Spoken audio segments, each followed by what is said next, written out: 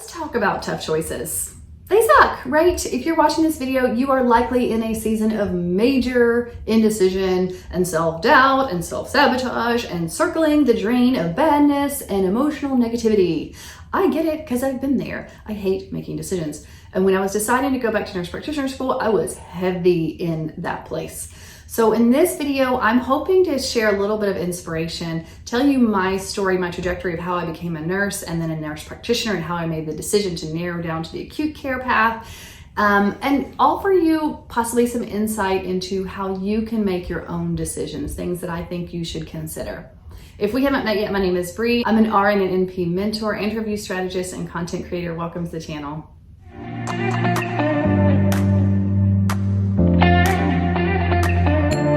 Suck for those overthinkers, right? Can I get an amen? Let's get an amen. It's Sunday in my household. Let's get an amen there.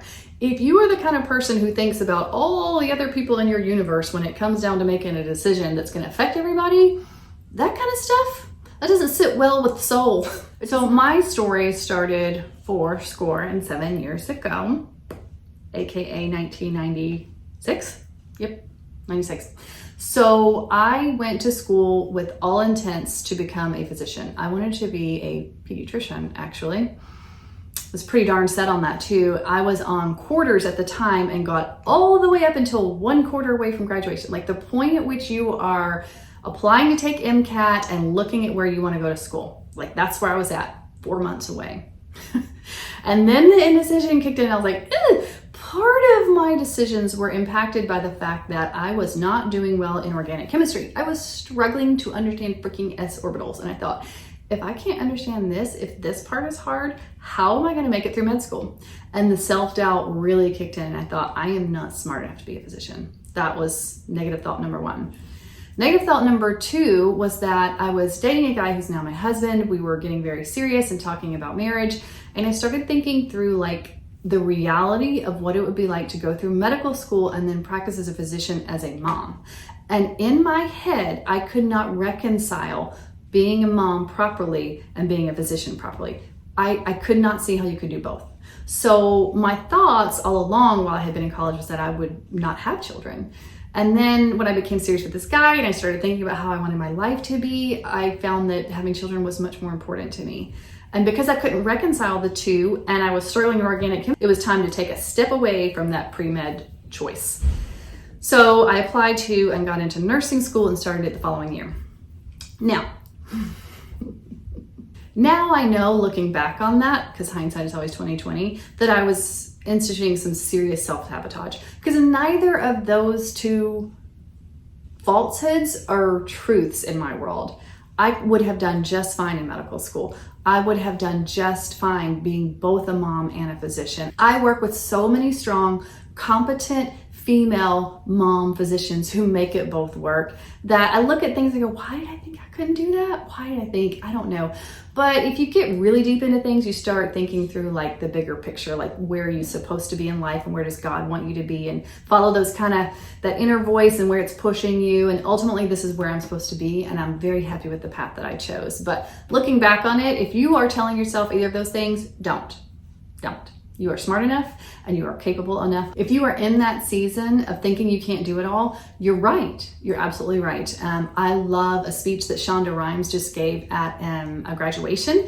And she talked about how people ask her as a strong female and a mother, how do you do it all? And she said, I don't.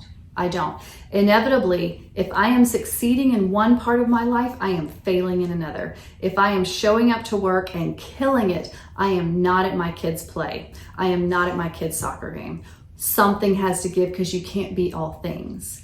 But I love this because it's rare that you see someone who's got it all together, particularly as a mom and as a female, who says that. Yeah, I don't. It's not all as pretty as it looks like in public. She ends the speech by saying, I am a better mother because I am allowed to practice. I am allowed to do what I love. I am allowed to create and dream and look at the empire that I have built and look at the legacy I am leaving for my children and look at what I am teaching my children and being successful at work. So the best thing I can do in life is just try and bring balance to it. And that gives me so much peace and hope to know that other strong women are going through that too, and that you can too. You totally can too. So if one of the things that you are struggling with is how you'll balance it all, just know that you won't, but it won't last forever. Don't let that be your reason for not going. So anyways, back to the story. I started my nursing program and I was really beating myself up because I felt a little bit like a failure, that I had given up on something that I wanted, and more self-sabotage came in and I did not show up. I did not engage. I did not do my work the way I was supposed to. I spent much more time hanging out with the sorority and the fraternity than I should have. And I failed. I made a C for my first year of nursing school. You had to have a B average for the entirety of the year. I was just under by like 1/10 of a point. And they said, sorry, you failed. And I went, what? Like, wait a minute, what just happened? That wasn't supposed to happen. And at that point I was like, all right, time to do some like real deep reflection here. Like, what is it you want, Brianna? Figure it out and go after it, because this isn't gonna work. And at that point, I decided I'm just gonna go all in. I am gonna fully commit. I'm gonna be a nurse. I'm gonna be the best dang nurse I can be, and this is how I get there. So I started reapplying myself. I started recognizing that stupid classes in my mind, like a whole freaking quarter learning about how to communicate, may have a valid place in becoming a nurse, and just go with it. Just go with it. Try to do the best that you can. No, it's not learning about diseases or how to save people, but start here. You got to start somewhere. And so I put forth more effort, and then I went through with flying colors. So I finished it out, graduated, got my associate's degree, and started working in the ER at Grady, which was my dream job at the time. I was like, Trauma Life in the ER was a big show on the Learning Channel, and I used to like eat that up. I was like, oh my gosh, can you believe this thing, like penetrating thing came out of this guy's chest? I thought it was so cool. So I landed that job and did that for 2 years, and it is still to this day the best stories of my career. It was so fun, but the burnout rate is high.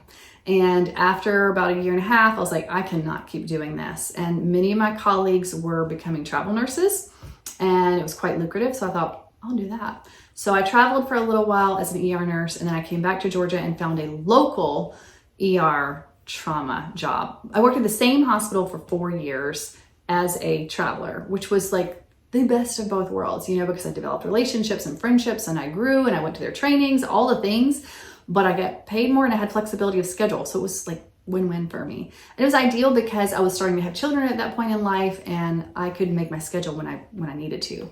So it was perfect. I loved it. They treated me so well there.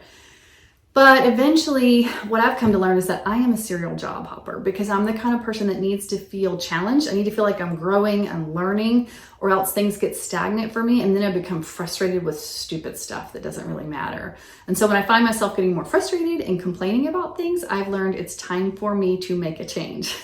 So at that point in time, I can remember that an ICU nurse came down to the ER to help with a patient we had just resuscitated, and the cardiology team was there, and this nurse just really wowed me with how smart he was. He like knew all the answers before they even asked him. He made suggestions to the team that I would have never even thought of. And I thought, maybe I'm not like the be all end all like I think I am. Maybe I have a lot more to learn.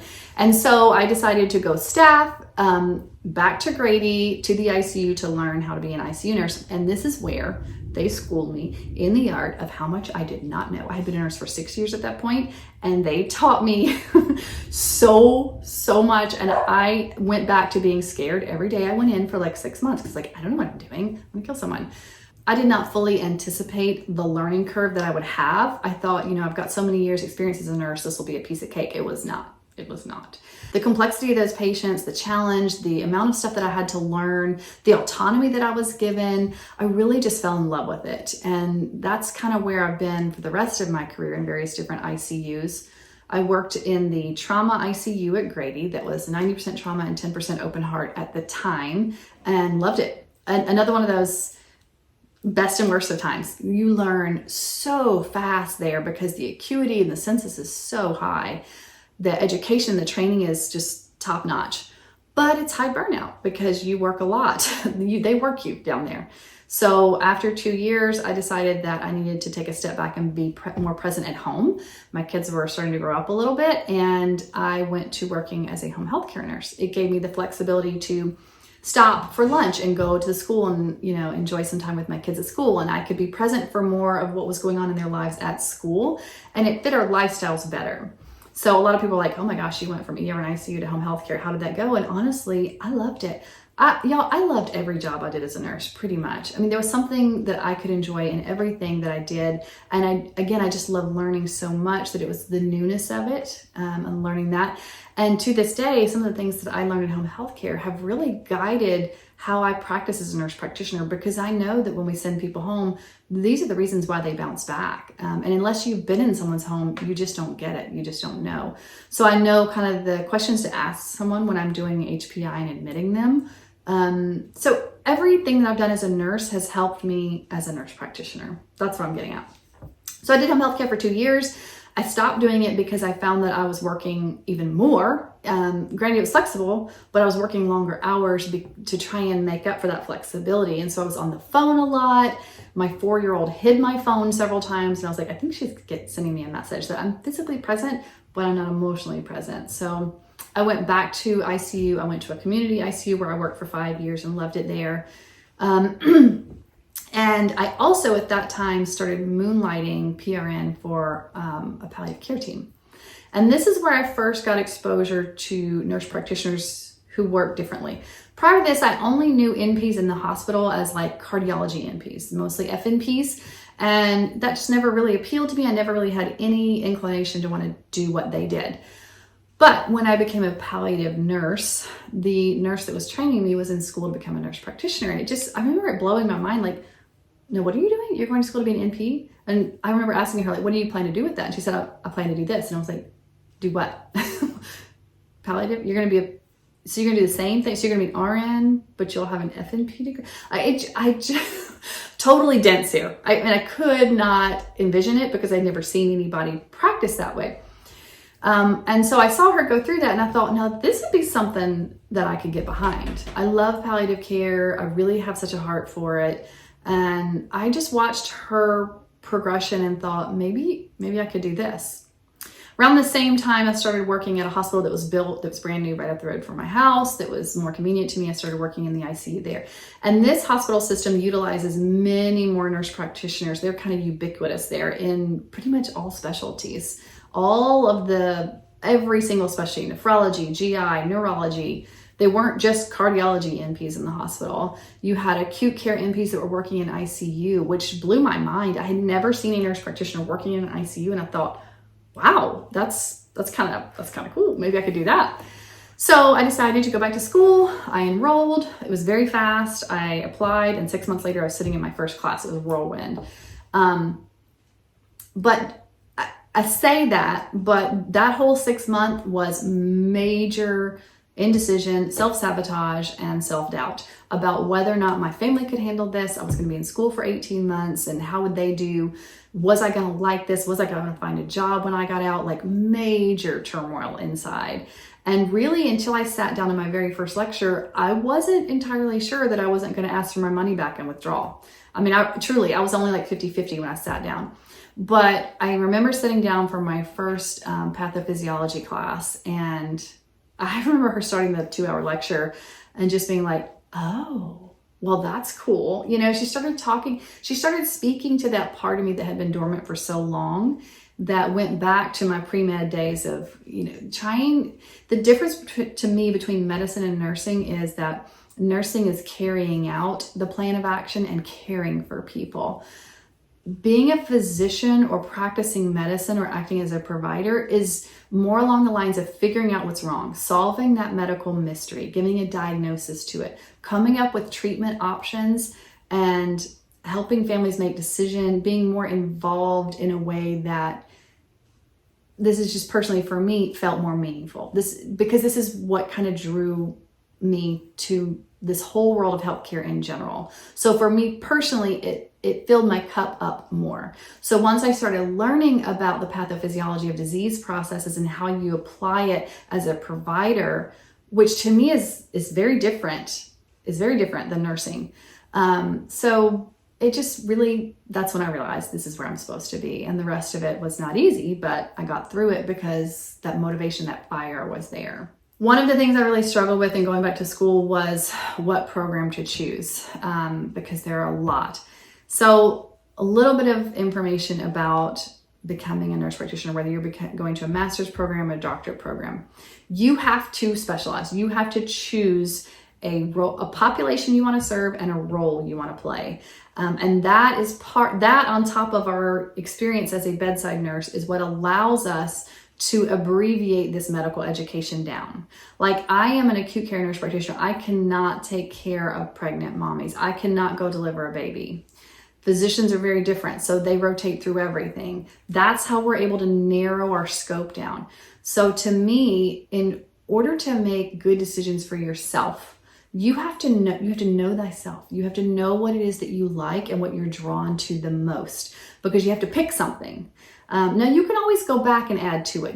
I could go back and do my postmasters and get a certificate in family nurse practitioner. It would take me 2 or 3 semesters and a lot of clinical hours, but I could do it. It's just more time and training. So it's better if you know going into it what it is you want to do right now and throughout, the remainder of your career.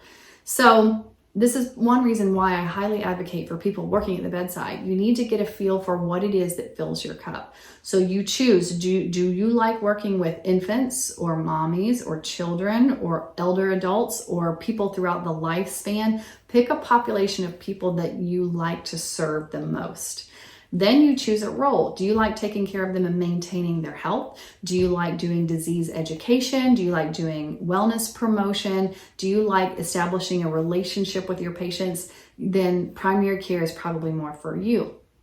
Acute care is going to be more for people who are taking care of people who are actively sick. You are doing more along the lines of health maintenance and restoration than you are prevention. So it's all in what fills you up. What is it that brings you reward? So I, at the time that I made the decision, was working in a hospital. Aside from home health care, that's all I'd ever really done. And so the natural path for me was the acute care thing. But part of me, and there's still a part of me that's like, I really like having a relationship with patients though. And I really like this primary care model where you get to know people and you help maintain their health and you become a part of their family. Like I could totally see where in 10 or 15 years of my career, I would like to work in a clinic. I totally would. And so I kind of waffled for a while about what was right for me. And ultimately I landed on the path of, if you're in a season of indecision and you can't see your way forward, you can't see your path through the forest. Can you see your next step? Can you see anything in front of you? Take the next step. Because if you just are inundated by all of the trees in the forest, you're not going to be able to move anywhere and you're just going to be stagnant. So you have to do something. So just take the next step and see where it leads. And actually, most of the things that I've done in life professionally, my whole career has been like that. The next thing is I have family needs, so I need to take a step back and be at home healthcare. The next thing is I need to develop more skills in my career and I'm going to go back to Grady. You just do what feels right for the next phase of your life. And you're going to slip and fall and you're going to have errors and you're going to make mistakes. And you're going to say, that was the wrong career choice. That's just going to happen. And that's part of your story. That's part of your trajectory. The other reason that I advocate for working at the bedside before you go back to NP school is that part of how we are able to abbreviate our education is by building upon a foundation of understanding healthcare, understanding diseases, common medications, and treatment plans for each thing. You may not go into major detail in that, but you've been exposed to it and it's familiar to you. So then when you go into the deep dive study of these things and the literature review and all of the training you're going to do, it's not completely foreign to you. So you have way more knowledge to build upon to become a better provider. So I'm not a huge fan of these direct entry NP programs. I think that you need to spend at least some time at the bedside. I know it doesn't need to be 16 years. You don't have to do the trajectory that I took. If you want to be a nurse practitioner and you've got a plan, figure out what places you want to work as a nurse before you go back to school. Get some time, get a little bit of experience there, get a couple of years. I always advocate for a couple of years. For some people, a couple of years is completely adequate. For some people, a couple of years isn't enough. A lot of it is how engaged you are and how much you continue your education while you're working. So self-motivation and drive is a big piece of it.